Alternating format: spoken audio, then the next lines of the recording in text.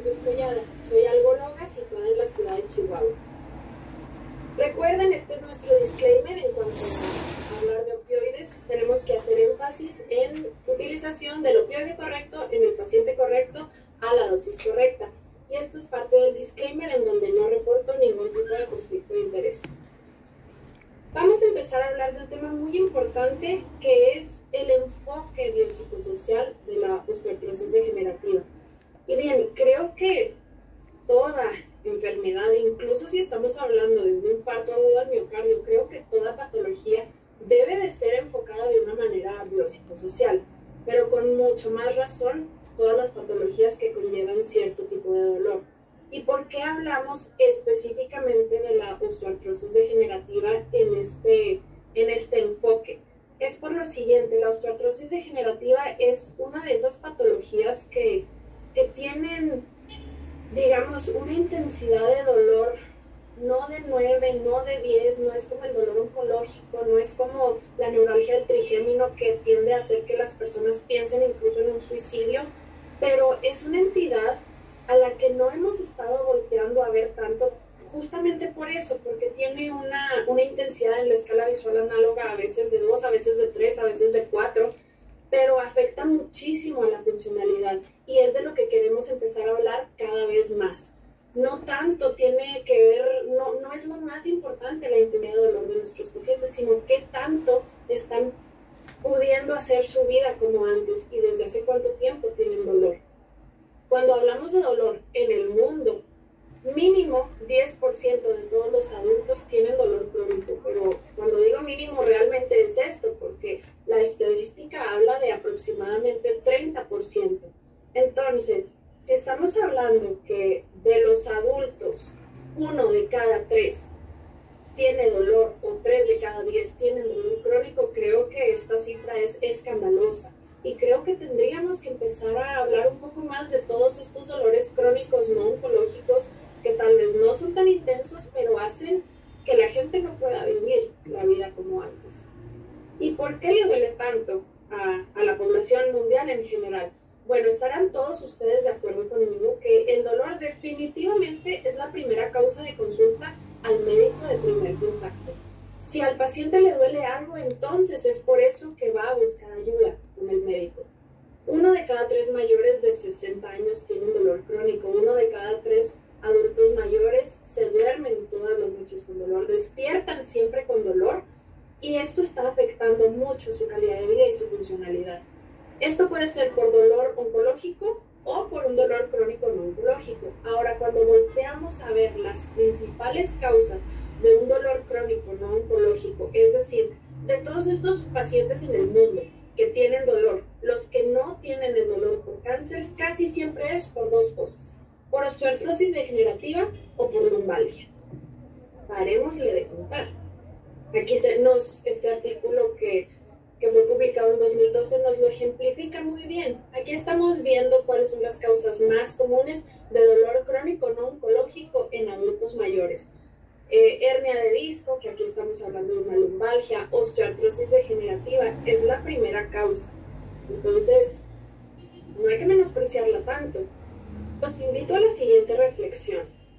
Tenemos por un lado un dolor leve, un dolor moderado, pero desde hace 7 años, o un dolor muy intenso desde hace 2 días.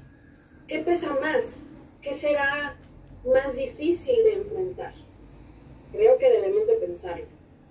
Y traigo aquí estadísticas espeluznantes, y estas estadísticas espeluznantes son en la Unión Europea. No tenemos reporte aquí en Latinoamérica, pero podríamos pensar que es por lo menos igual que en la Unión Europea. Los pacientes que tienen dolor crónico sufren por muchos años. Aproximadamente la mitad de los pacientes tienen que esperar más de un año para obtener el diagnóstico correcto.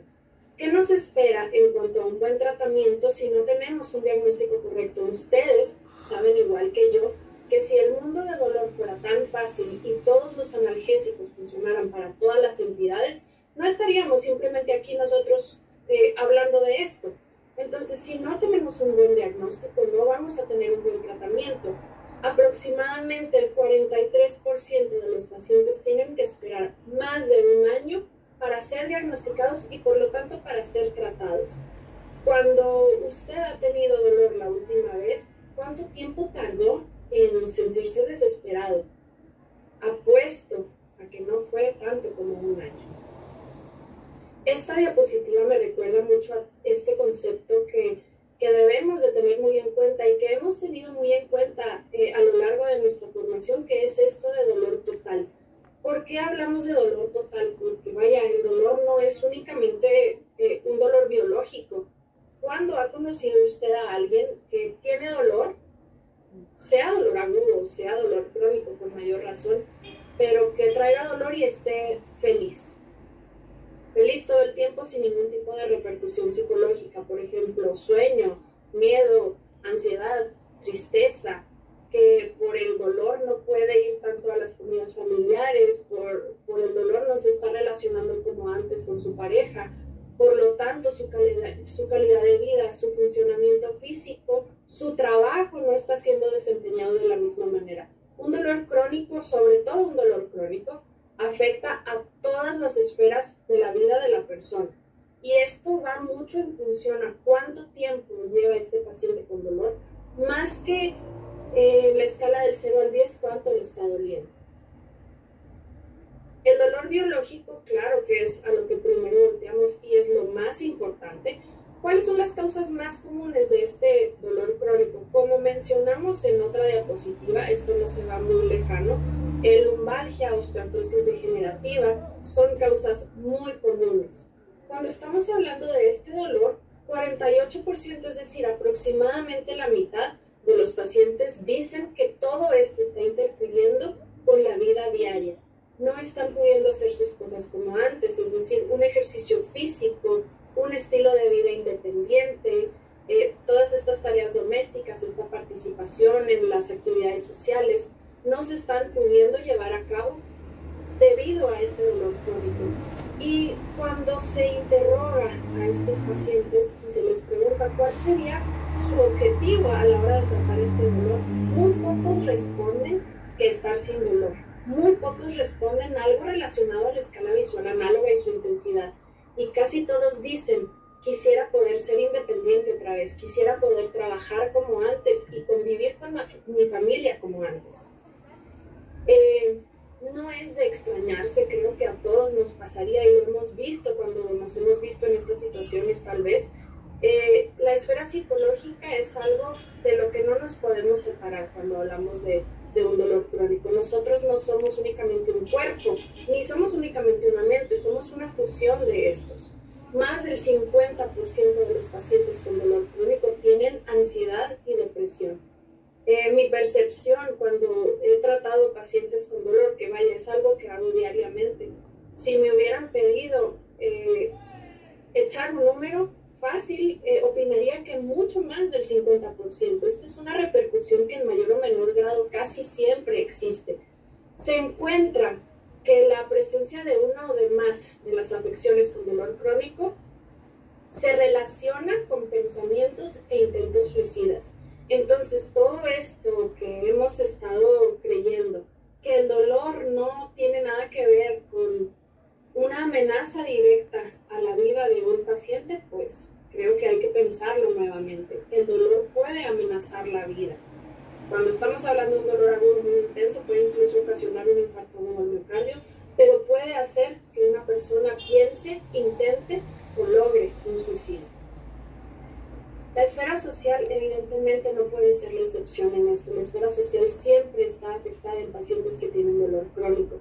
Aproximadamente 1 de cada 3 pacientes en Europa, estos pacientes que estaban trabajando, no estaban jubilados, dijeron que tenían miedo de perder su trabajo. ¿Por qué tienen miedo de perder su trabajo? Porque esto está causando en mayor o menor grado una incapacidad laboral, faltas, y por lo tanto pone en riesgo que puedan perder su trabajo y que esto de alguna manera repercute en la economía de su familia.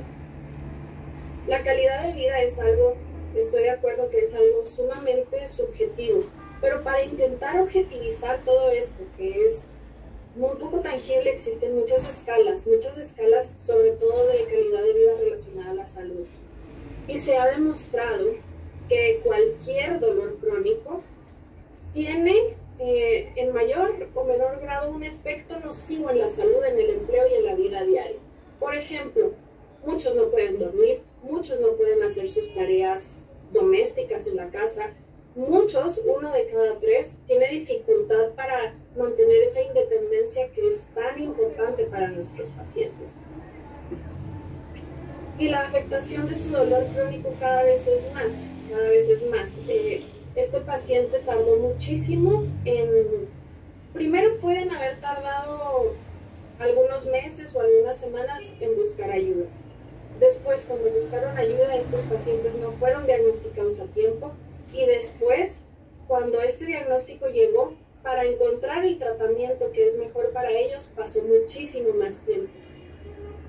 Es decir, podríamos aclarar que aproximadamente el 57% de los pacientes tienen un nivel 7 o más en la escala de 10 puntos en cuanto a su afectación de actividades diarias.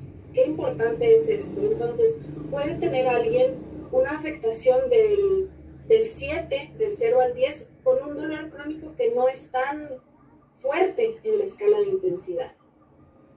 Ahora, hablando de los lineamientos farmacológicos en osteoartrosis degenerativa, porque existen muchas alternativas, digamos, no farmacológicas. Si estamos hablando, por ejemplo, de una rodilla, pues no vamos a estar hablando en esta ocasión de cuándo reemplazar y cuándo no reemplazar, etc.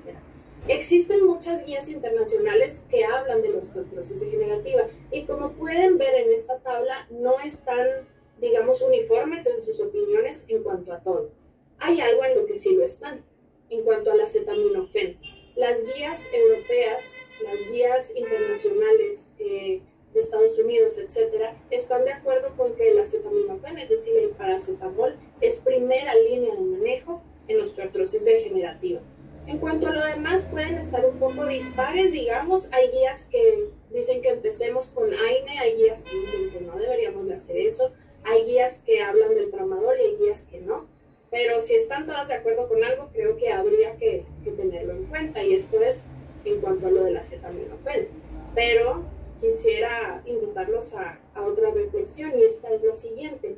¿Cuántos pacientes que lleguen con ustedes a la consulta número 1 no han tomado ya por su cuenta paracetamol? Creo que muy pocos. Creo que es lo que todos los pacientes utilizan de primera instancia cuando tienen un dolor. En el dado caso que no lo hubieran utilizado y nosotros prescribimos el paracetamol, ¿qué tan probable es que si lo prescribimos como monoterapia llegue en la siguiente consulta este paciente y nos diga: doctora, esto es una maravilla, mi vida cambió únicamente con el paracetamol? Creo que no lo es tanto. Entonces, haciendo una reflexión, creo que el paracetamol es primera línea y es muy seguro, es un fármaco sumamente seguro, por eso nos gusta mucho utilizarlo, pero la efectividad, por lo menos como monoterapia, no es la mejor. Entonces, hablando de OADE, tenemos prácticamente 3 instancias a donde voltear farmacológicamente: paracetamol, AINE y opioides. Hablemos de lo siguiente, entonces. Cuando estamos ante un paciente que ya prescribimos paracetamol, el AINE no puede seguir, o como en muchos casos simplemente no puede ser prescrito porque tiene riesgo renal, tiene antecedente de una úlcera, etc. ¿Qué piensa usted hacer la próxima vez que tenga este paciente que no respondió como monoterapia paracetamol y por alguna razón no va a ser intervenido quirúrgicamente en los próximos días, en los próximos meses? ¿Qué tengo yo que tener en cuenta cuando he decidido que este paciente necesita un opioide? ¿Por dónde empiezo? Necesitamos considerar lo siguiente. La dosis inicial de estos pacientes vírgenes, evidentemente, o no tolerantes a opioides, como le llamamos actualmente, tendría que ser de 5 a 15 miligramos IV de morfina o su equivalente.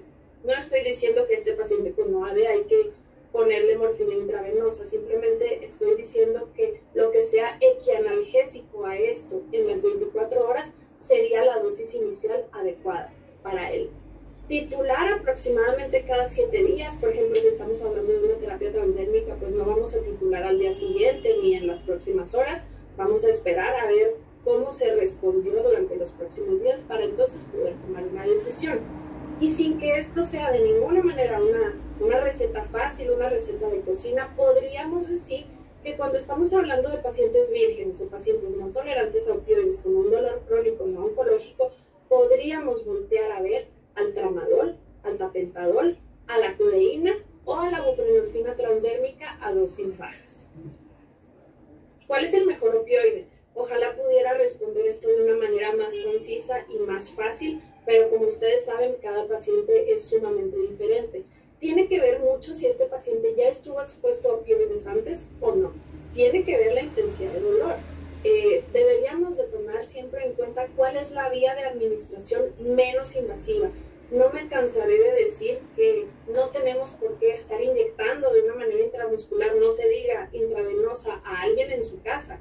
Si este paciente puede tragar o si este paciente es apto para una terapia transdérmica. Algo IV o algo IM no es mejor, no es para dolores más fuertes. Tenemos también que tener en cuenta la función renal y la función hepática porque existen opioides que son mejores para funciones renales deterioradas, como por ejemplo la buprenorfina. Y también tenemos que tener en cuenta la profilaxis para los efectos adversos que no tienden a ir más allá, si se titula adecuadamente, que náusea o estreñimiento. Ahora, hablando de los opioides que necesitamos tener en cuenta para estas personas vírgenes a opioides, sin que esto sea para todos y siempre, podríamos decir lo siguiente, y creo que esta diapositiva es de las más importantes que voy a mencionar en esta charla. Tenemos el tramadol vía oral, el tapentadol vía oral, la buprenorfina transdérmica y la codeína.